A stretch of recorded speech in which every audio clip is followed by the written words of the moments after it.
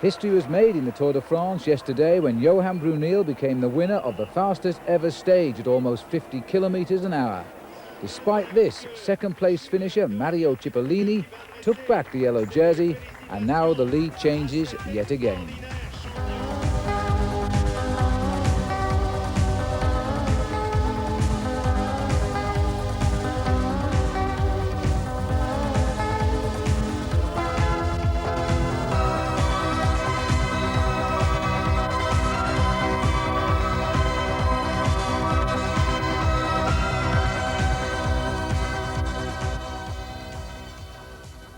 And that superb, well-taken victory yesterday by Johan Bruneel has now given the Oncé team 5 riders in the top 8 places in the Tour de France.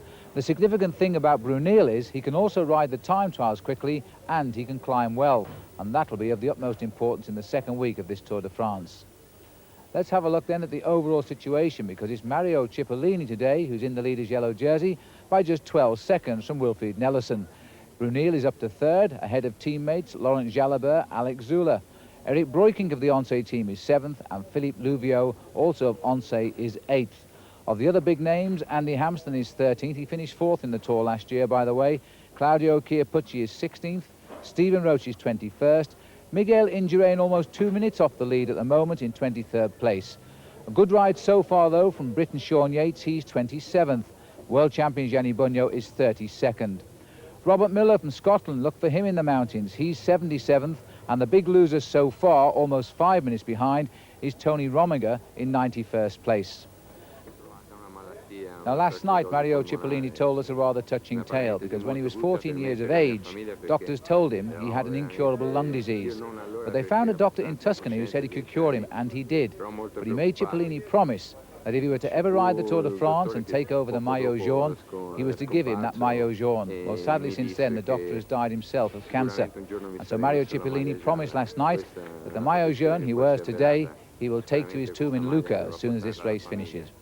Now then, Mario Cipollini is the yellow jersey largely because he's a sprinter, and he's been snatching time bonus sprints both out on the course and at the finishing lines. Here's Paul Sherwin now to explain more.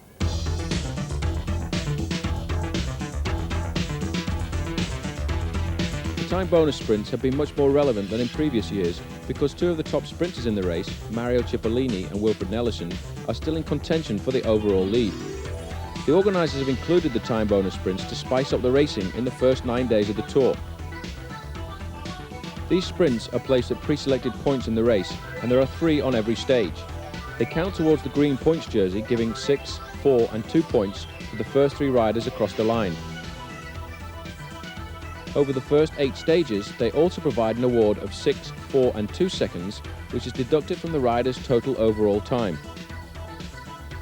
This, in addition to the award of 20, 12 and 8 seconds to the top 3 finishers on the first 8 stages, has fulfilled the organisers' intentions of stimulating the racing and is responsible for the lead changing 5 times in the first week. And there are 3 more sprints today during the near 200 kilometres ride between Peronne-Chalons sur marne. And in the rollout, well, it was a rapid start indeed, with the gendarmerie again flagging the riders off for another long day in the saddle.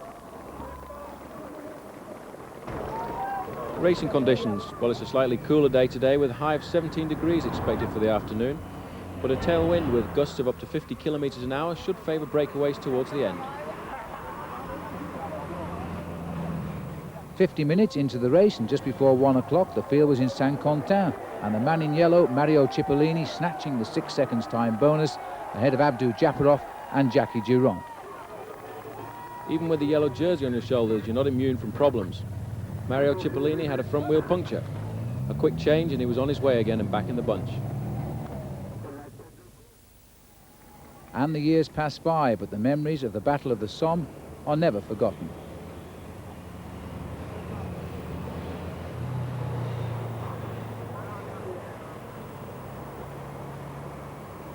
Two and a half hours into the stage, and Max Chiandri of the Motorola team was launching an attack. He was drawing with him 6 other riders. In all, there were 3 Motorola riders in this breakaway, and the Motorola team manager, Jim Okovits, had played a tactical card very early on. Well, the tactics have already been made by being aggressive in these shorter climbs here. We're hoping that the peloton doesn't react for a while and they can gain a little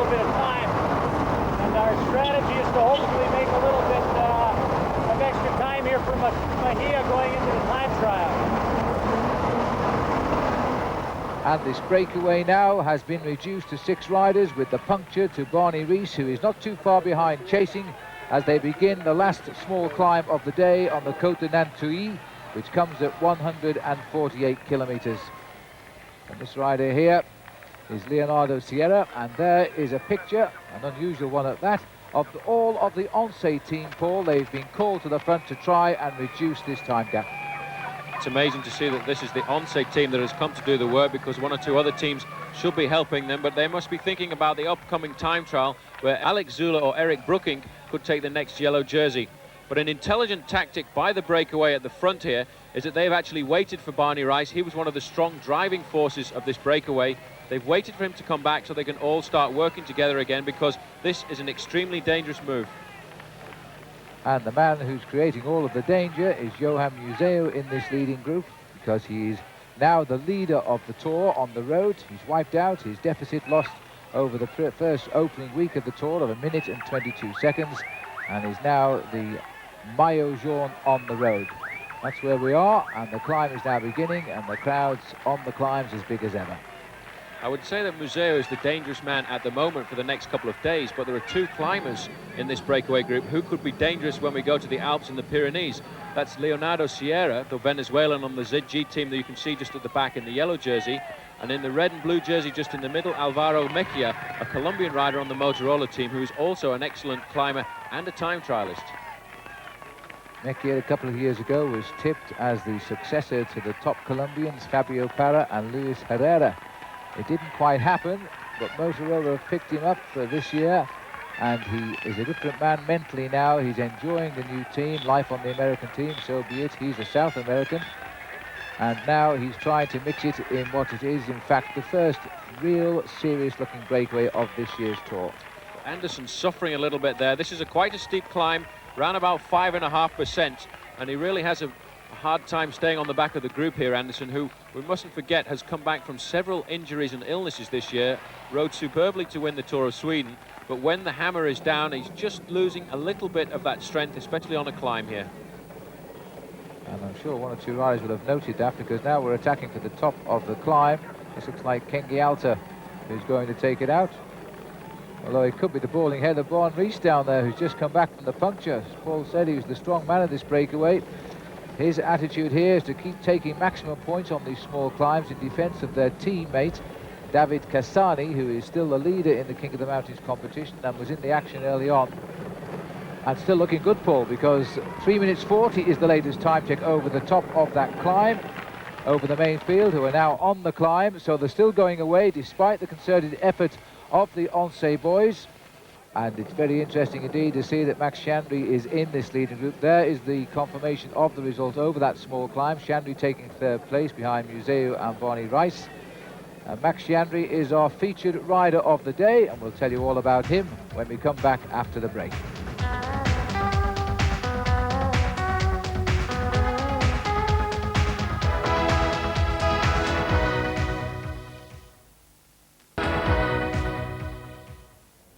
Welcome back.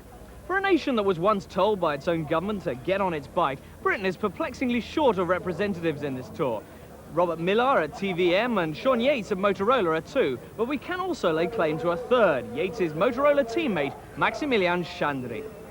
All right, Chandry isn't exactly an English name, and he does now live in Italy, but Max has got a British passport. He was born in Derby, and he did live in England until he was 6. With his restaurateur father then moving the family back to Italy, though, Chandry didn't come back until last year's Tour of Britain, which he won. It was really nice because it was the first time going back to England to race and to win the Kellogg's Tour, the first time I went to England. The 26-year-old Chandry now lives just outside the Italian town of Pistoia with his wife Caterina and their 2 children. When he's not racing, he likes to supervise the reconstruction of the 150-year-old dream house he's recently acquired, or indulging his hobby of painting. Since turning pro in 1989, though, his cycling calendar has got that much fuller. This year, he's already notched up a win in the Tour of Luxembourg, and with his current 5th place in the World Cup standings, he may have already done enough to realise his ambition of a place in the Italian team for August's World Championships. I can do well, and I'm on a good road to do well, you know, and then this year I've been up there in all these World Cup races, and if I can get 1 win, then make the change. Chandri is classed as a roadman sprinter, a rider who races with the pack until a breakaway group gives him the chance to exploit his fast finishing. So far he hasn't managed it, but he's optimistic of his chances in the Tour. I'm a rider quite fast, but I can get over a lot of hills better than other sprinters. So with a bit of luck and a good form, I can come out with a yellow jersey and a win, maybe. Well, you can see how Chandri gets on over the next couple of weeks here on Channel 4, because of course we'll be keeping an eye on him. For now though, back to Phil. Well, thanks, James. And Matt Chandri really is riding superbly today. He's fourth in the line here in this leading group of 7 riders, and although the Once and the Benesto team are now chasing, they are not closing the gap. It is still 2 minutes 50 seconds, and we are just on 16 kilometres from the finish. Max Chandri coming through to do his turn. They think they have a weak link in this breakaway with Leonardo Sierra. They've been testing him out, trying to ease him off the back of the breakaway, but without success so far. And there's the rider most likely to receive the yellow jersey tonight, Johan Museo, as Barn Rees comes through. Well, here's the statistics of the day. 174 riders on the start, and we've had 7 riders give up the race so far. Another one to add to that today is Mario Montalvan of the ZG Mobility team. He gave up earlier on today. And the average speed, again a quick one, 42.63 kilometres per hour, but not as fast as yesterday in these crosswinds. The average speed of the Tour overall still set for a record Tour here, 43.477 kph. Cipollini is the man in yellow. David Cassani is wearing the King of the Mountains jersey, but that will pass over to his teammate today, Barney Rice, and the wearer of the green jersey is Wilfred Nelson. And there's a chance now to have a look at the main field as they try to organise something. Chase as they will, they're not getting any closer, Paul. Well, 1 or 2 other teams coming up to start chasing a little bit now. There are Festina riders coming up there to help Jean-Paul Van Poppel, who's in the middle of the screen. The Lamprey team and the pink and blue jerseys of Jamaluddin Abdujaparov are starting to chase, but there's no concerted effort as there has been over the last few days, and I think that's because the teams of the sprinters have had such a hard start to the Tour that they really can't work anymore, and it may well be to the advantage of those 7 men who are in the lead. Look at the speed now, 55 kilometres an hour is the speedometer reading of the camera motorcycle alongside the riders, and it's Chandri who's now driving the train with their new signing, Alvaro Mejia, slipping away down the far right. There he is on the far side, number 37. In fact, Mejia, when we came through the village of A, that's pronounced, that's spelled A-Y, it's the smallest name in the French language, I think. He picked up 100 bottles of champagne for passing through there in first place. Riding down the inside track and getting us the shot of the peloton. And as you get towards the front, you can see now how they thin out. The Novomai team of Wilfried Nelson not driving today, and I think in fact that Nelson is tiring quite rapidly in this year's Tour de France. He's paying for the big efforts he's made to stay up there and snatch the yellow jersey on 2 occasions. Just 6 miles, 10 kilometres to go. Johan Museo will now begin to feel a little bit confident. If they can hold on to about 1.5 minutes to take into the last 5 kilometres, they'll have a real chance of success. And Museo, a former winner of the green jersey in the Tour de France, could well be pulling on the yellow jersey tonight. There's Sierra sitting at the back, who has been coaxed on by his team manager, who's come up here a number of times in the car to try and keep him in that position. And now it's the Chazal team, who are also helping out with the chase, because they have a good sprinter in Jon Kersipu from Estonia on their team. And now here's a word in the ear of Johan Museo from his team manager to say, if you can keep this up, we can keep the yellow jersey on our team. This will just be hanging on a different bedpost tonight. And Museo, inspired by the word, he's had the time check. Oh, and it's still good. 2 minutes 37 seconds. Very good indeed. This could give him a lead of over 1 minute tonight if they can hold this sort of a time gap. And that should keep it on his shoulders at least until the time trial. Museo putting the hammer down there quite a lot and splitting in the group, and you can see this man, number 68, Leonardo Sierra, is the weak link in the chain. But Chandri, if he wants to win, is going to have to be very careful, because if one of these splits happens on the run-in, then he could lose the stage completely. It's happened once or twice to Chandri. He really hasn't got the confidence that he should have, And there's a man like Phil Anderson, who is the cleverer rider, who may well walk away with the stage. But if it comes down to the sprint, it's going to be between, I'm sure, Museo and Max Chiandri, who are the top sprinters in this group. And now you can see still Michel Dernice, and just popping into our picture there's Sean Yates, trying to confuse the chase behind for the Motorola boys. They're helped also there by the GB rider just going off the screen, Carlo Bowmans. The idea is to stay at the front there and discourage any form of organisation. But as you could see, there was no team at the moment really wanted to, because I think for the main field today, it's a lost cause. The sprinters have lost their day. 5 kilometres to go. The gap is still well over 2 minutes. We are now looking, I think, at the winning break in today's stage of the Tour de France. Interesting to note that Barney Rice has been staying at the back now for the last 2 or 3 kilometres, getting a little bit of recuperation. He'll wait till we come into one of the little corners in the town there and then try and launch an attack. He's the one I think is the most likely to make a move here. And you see now Museo taking a little bit of a backseat too, letting the Motorola riders do the work there in the front, because they have confidence in their man Max Chiandri, and everybody else is leaving the work to them now as they're in the position of force with 3 men present in the front. Now Bruno Kengialta is going and stretching too. Now is he preparing the platform for Barney Rice to have a go and jump clear? You see, nobody wants to go through and help them now. They're all thinking of the stage win, while Museo would like a little bit of more pace to keep the advantage over the field for the yellow jersey as well. Well, this is when somebody's going to attack after a little bit of an acceleration like that. You see the breakaway slows down, and as it slows down, that is the ideal moment for somebody to try and jump away. And Barney Rice is just waiting. I think he'll wait till 1.5 kilometres to go. That is the time when the sprinters are psyching themselves up for the sprint, and that is the time when they don't want to make that last little bit of effort, because they want to save it for the last 200 or 300 metres. We saw Johan Museo just drop to the back here now to see who was the rider sitting on the back of the tail, to get a good look of him. Barney's tried on at least 2 occasions over this past week to win the race in the last couple of kilometres. Now he's just slipping up a gear there. He's dropped off the tail too. That's giving himself a little bit of movement perhaps. And there goes the one man they were afraid of, and this is Leonardo Sierra. Well, he was the rider they thought was feeling a bit tired, and has done nothing in this breakaway as they go under the 2 kilometres banner. He's taken his chance, and that now has caused a free-for-all.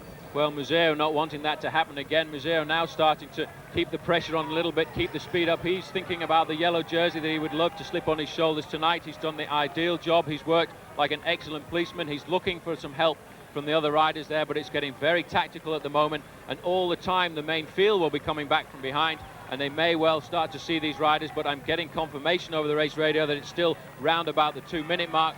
If it stays around about 1 minute, then Johan Museo is definitely going to be the new leader of the Tour de France. It'll change jerseys, but it'll stay in the same team. Alvaro Mejia, the Colombian, in that case should also move up into 2nd place. Well, this will be a great start for Mejia, because he's an extremely good mountain climber, and this is another man who has gone over Miguel Indurain and opened up a little time gap on him. This race most certainly is not the foregone conclusion we once thought it was for Miguel Indurain, as now again on the far side of the road the sprinting has been opened by Kengialta.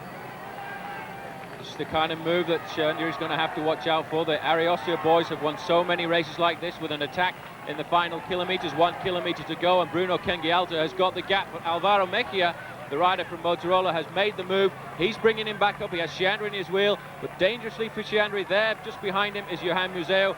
Fantastic move by the little Colombian. He's got back to the wheel of Kengialta, but wait now to see the counter-attack go from Barney Rice at the back here. That's what he's waiting for. And indeed it's Sierra who goes, and Rice is still following wheels. Sierra is the rider who's gone on the right of our picture. Chiandri's now left in the middle, and Chiandri, who's wanted this stage win, has manoeuvred Museo in front of him, so that gives Chiandri advantage. Barney Rice has come onto the wheel now of Max Chiandri, and behind them is Sierra, but still we've got the lead out now. Oh, it's been a crash! Oh, and Kengialta has gone down at the back, and while he lies in the road now, Museo comes up towards the line. Chiandri takes him on, so too Barney Rice coming on the left, and this is going to be very close on. Rice gets it! Rice wins the sprint from Chiandri and Museo, and that was a tremendous sprint by Barney Rice. Nobody would have thought that.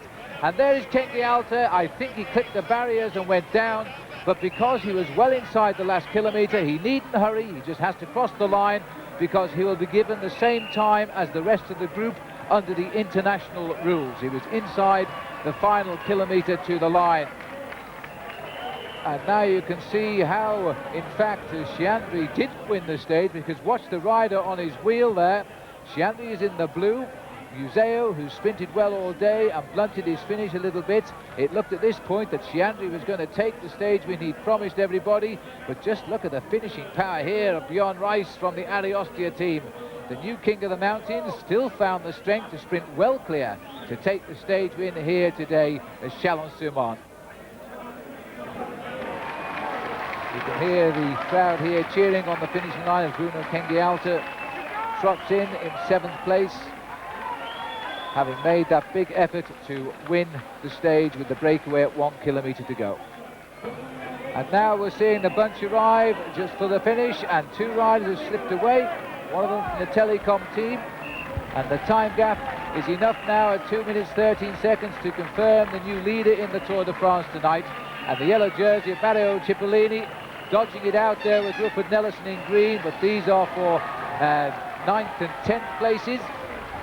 As over the line and taking the sprint with ease was Rolf Aldag of the German Telecom team, and all of the field in the Tour de France come in, but well over 2 minutes down. A well-taken win by Bjarne Riis, giving Denmark their 2nd stage victory in this Tour de France. Max Chiandri was 2nd, Johan Museo was 3rd, and Alvaro Mejia took 4th place. And I'm not surprised that Bjarne Riis is happy on the podium tonight.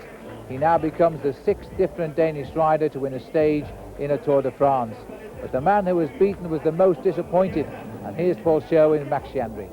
Max, you must be a bit upset about that, because everyone expected you to be the fastest man, and you got surprised by Rice at the very end. Yeah. Yes. The worst thing could have happened to me, you know, is get 2nd, beaten by Riis, you know. I mean, this guy never just pulled as less as possible, you know, and then he beat me. But is it because he's in the Ariostia team that it makes it feel a bit worse? No. Can you give me some water? No, it's just, I mean, when you taste victory, you know, I mean, I already, when I passed Museo, I said, that's it, I got it. And then this guy just comes passing by fast, you know, so it's really very disappointing. But can you get up and fight again? Because tomorrow's stage is a good stage for you, Max. Yeah, you know, I pulled away the breakaway today, and I did a lot of work, very lot. And, you know, let's get over this, and then tomorrow's another day. And Chiandri there feeling all of that hard work today was for nothing because he didn't win the stage. The man who finished 3rd, though, has got his rewards, a yellow jersey tonight for Johan Museo. He's now ahead of Alvaro Mejia. And all of the other big favourites in the Tour de France, well, they're not too far behind. And, of course, on Monday, we have the first big time trial. But for Johan Museo tonight, it can be smiles all round. He's the man in yellow. And here, by the way, is that leader's yellow jersey. And you know, it could be yours on Sunday night, signed by the leader of the Tour tomorrow, if you can name the man who wins the stage tomorrow when we go down to Verdun. Here's the telephone number you should ring to put in your last-minute entry. 0839 44 4554. So a breakaway succeeds today, those 7 riders coming to the finish together, and a win for the Dane Bjarne Rice. But for one man, it was a bit of a walk home. Bruno Kengialta crashing towards the end and having to run in to secure 7th place on the stage. Tomorrow we'll be on the road to Verdun, and until then, from Paul Sherwin, James Richardson and me, Phil Liggett, goodbye.